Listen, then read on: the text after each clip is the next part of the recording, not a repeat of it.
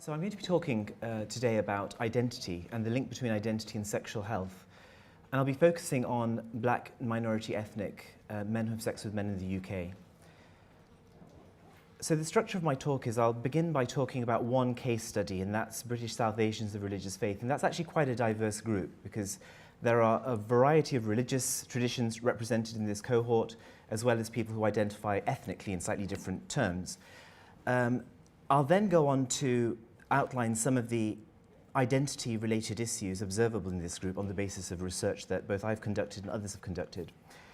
I'd like to then outline a theory which I think can really enable us to better understand what can challenge identity among this group in terms of the interface of sexuality, religion, ethnicity, and also how this can impact on sexual health outcomes and sexual health behaviours.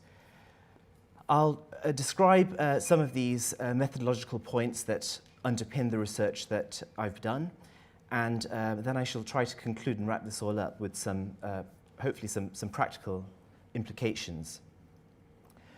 So the first thing to bear in mind is that we as human beings have multiple group memberships, and in the context of the group I'm looking at, these group memberships include religious, ethnic, sexual identities. We should remember that our identities are fluid and they change over time. They're responsive to changes that we experience.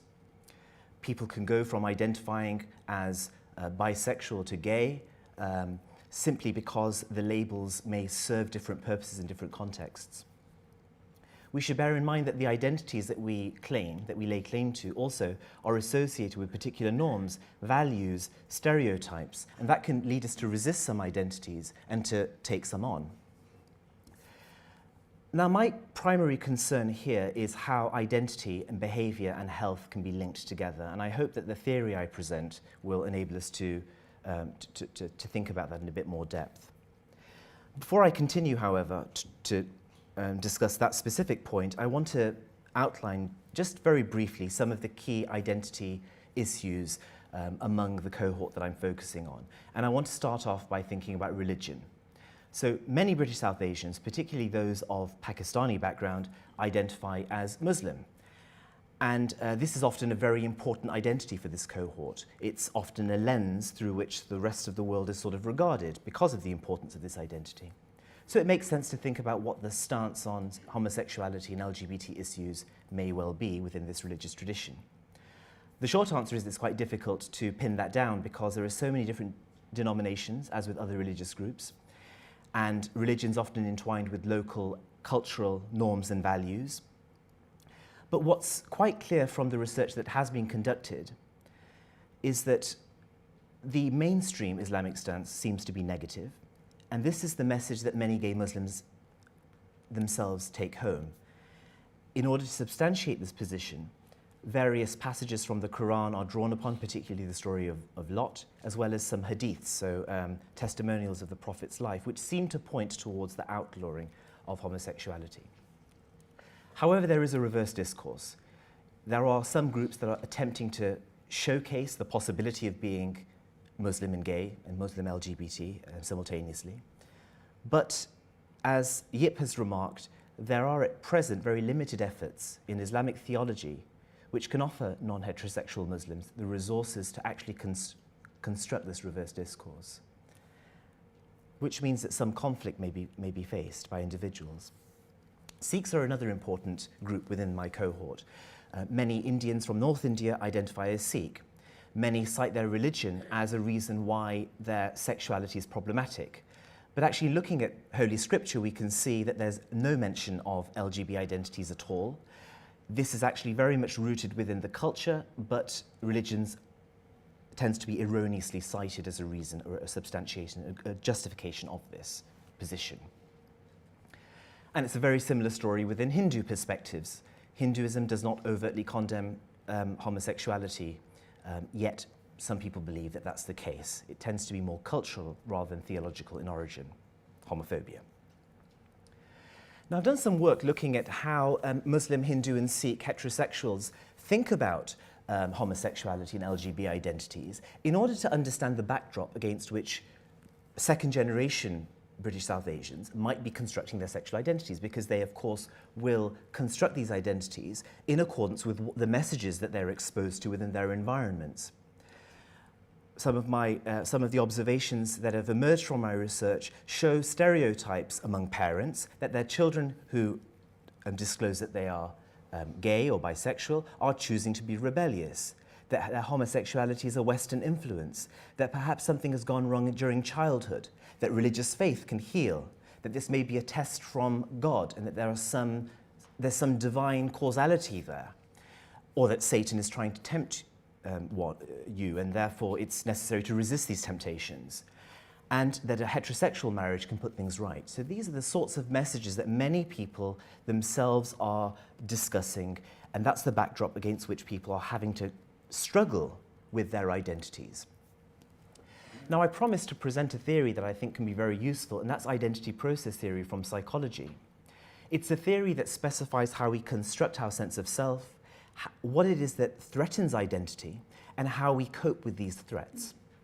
The theory acknowledges that we construct identity on an ongoing basis, that it changes over time, we assimilate new things to our sense of self, we have to create room for this new information, and we have to append meaning to this new information. What does it mean to be gay, for example? What does it mean to be of religious faith? Crucially, our sense of identity is guided by various principles. We seek feelings of self-esteem, something that's already been mentioned this morning. We like to feel in control. We like to perceive ourselves as the same over time, despite the inevitability of changes that we experience.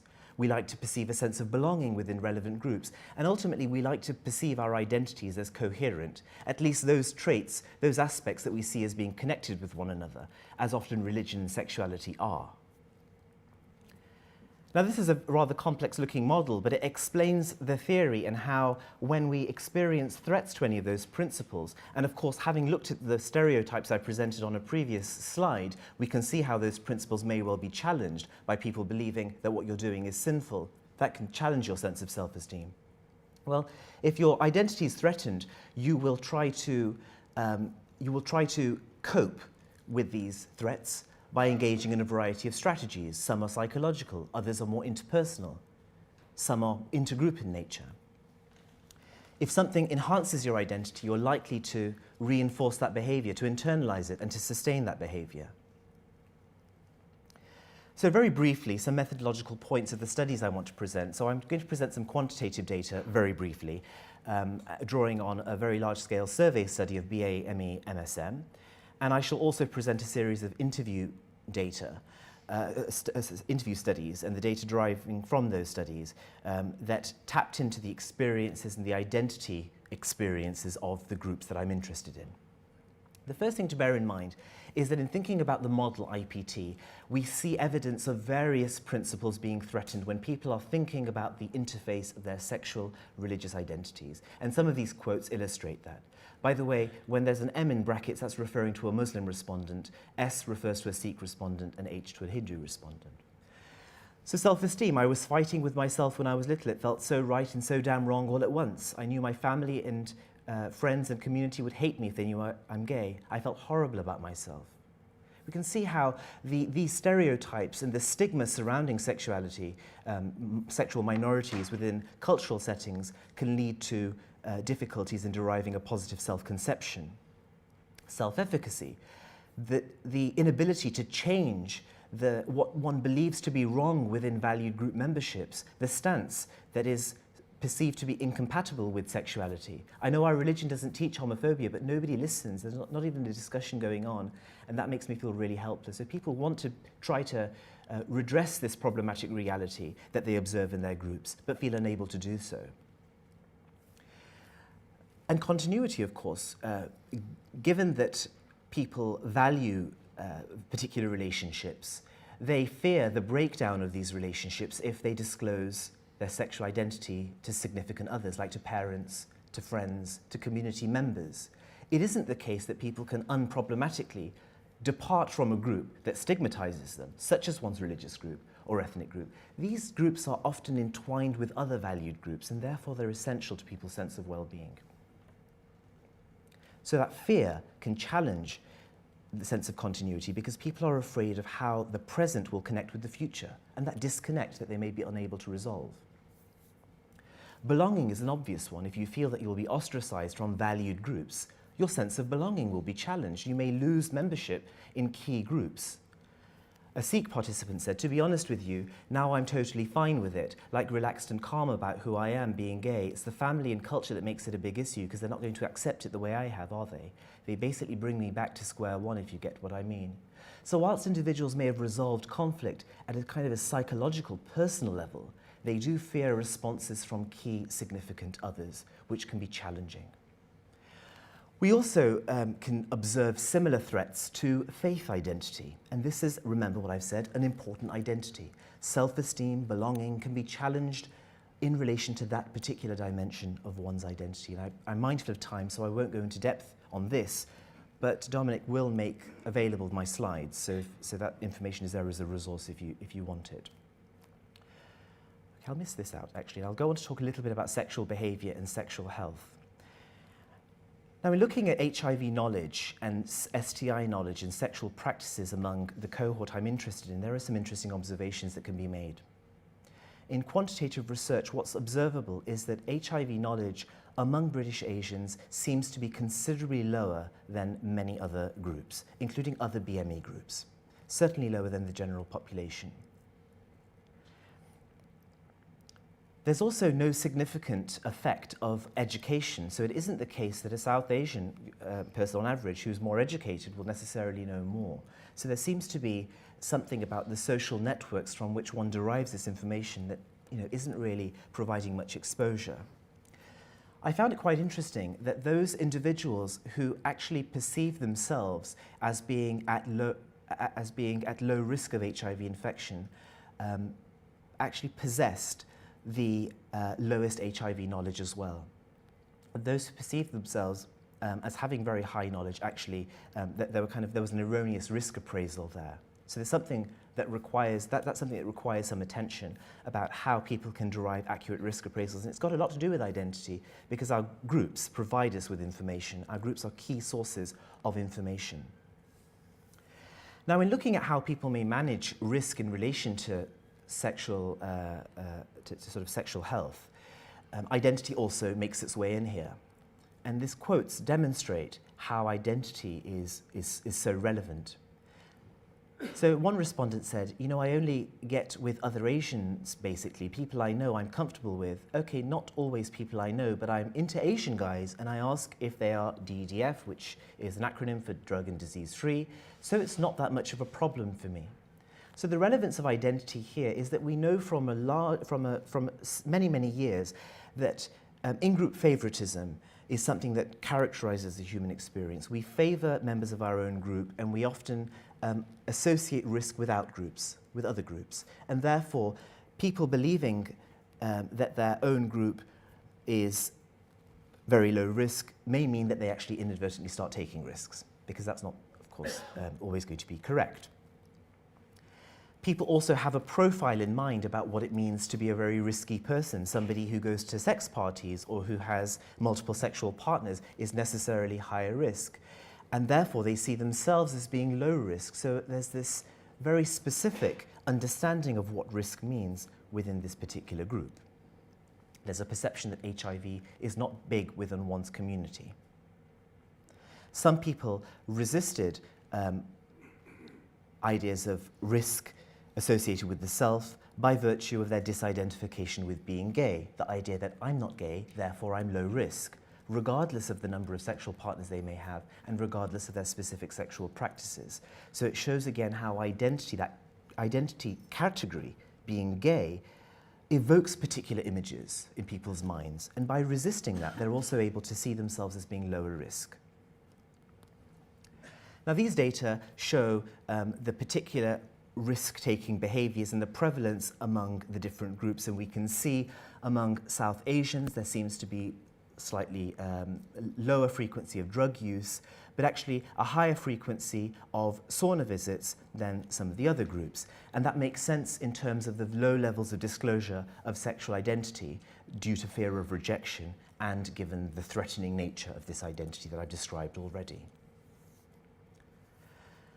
And to substantiate this, some of the qualitative data show how people seek safe spaces for sexual encounters, such as Grindr, such as online apps, such as more anonymized settings like gay saunas, as opposed to perhaps going out and using gay bars or other kinds of more other social environments of that kind. So one participant said, in gay saunas, you're not going to get a fake profile. It is what it is. Gay guys who are there to have sex, and that's all. There was an avoidance also of gay venues of other kinds. Interestingly, this connects with the points that have been made around chemsex. There's an observation to be made around substance use and escapism. People talk about getting high and engaging in chemsex as a form of escapism from the homophobia that people have faced, but also some of those racist experiences of racism that can also be very challenging for people's sense of identity. There's also some evidence of how racism and homophobia can be internalized by individuals. And this was manifested in how people talked about actually recategorizing their ethnic identity on Grindr as other or as Latino as opposed to South Asian, given the negative stereotypes and the experiences of racism that they'd encountered. How they, of course, passed themselves off as heterosexual as opposed to gay in cultural and ethnic settings in order to avoid homophobia in those settings. So I'll just actually now conclude, because I know that I'm running out of time. I want to just make some general recommendations and some points. Stigma around identities, all of our identities, not just one's sexual identity, can constitute a barrier to positive health outcomes. It's easy to see how some of those threats to identity can escalate into mental health problems. It's easy to see how some of the coping strategies that people deploy, such as denial, such as isolation, can deprive people from social support and themselves become problematic in terms of mental health outcomes. It's important that we disseminate sexual health information in a way that doesn't challenge identity. We should reduce stigma around PrEP, for example. We should also accept and be more accepting of some of the practices within particular groups, which is more likely to lead to disclosure of them to relevant practitioners. It's important also to incorporate sexual health information into faith and cultural settings. These are valued identities. They should also be settings in which sexual health and identity should be considered. It's a challenging thing to convince some faith leaders to do, but there is definitely a lot of room for optimism there, given that we've seen engagement around these issues within some Christian circles, for example.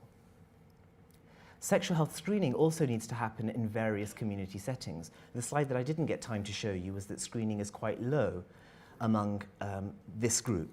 And that ties in with all sorts of issues around disclosure. What will people think if I'm seen within a gum clinic? What if I go into a community setting? Will people assume that I'm gay or that I have HIV, etc.? And there's a more general need to tackle prejudice. And we should focus not only on tackling homophobia, but also on tackling racism and prejudice on the basis of religious identities, given that people should be able to identify in the ways in which they wish to. Thank you very much indeed.